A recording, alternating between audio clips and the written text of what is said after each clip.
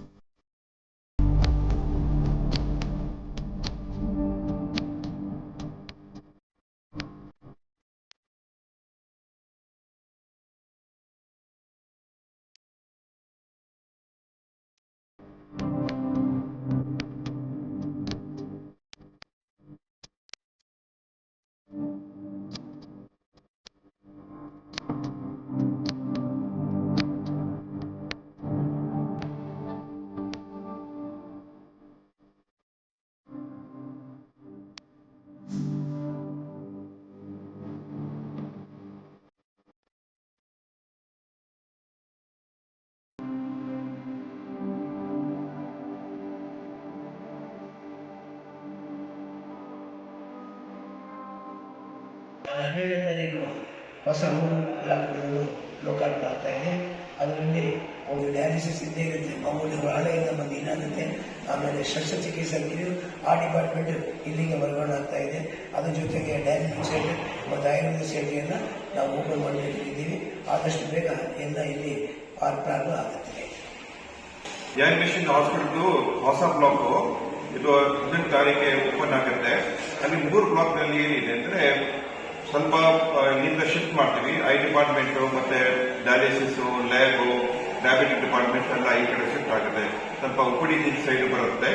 Main ಉದ್ದೇಶ ಏನಿದೆ ಅಂದ್ರೆ ಜಾಸ್ತಿ ಟ್ರೀಟ್ಮೆಂಟ್ ಚೆನ್ನಾಗಿ ಟ್ರೀಟ್ಮೆಂಟ್ ಮಾಡಬೇಕು, ವ್ಯವಸ್ಥೆ ಮಾಡಬೇಕು, ಅದೇ ಪ್ರಕಾರ ಇದೆ.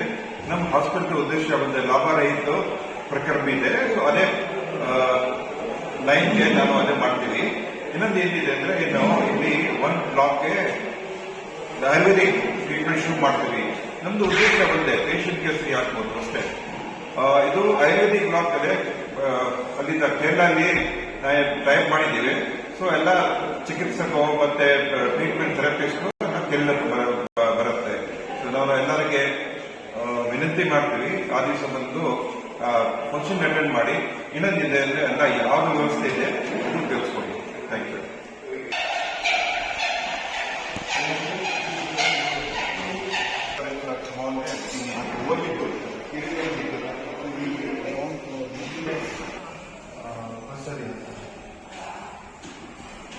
क्या बैठ के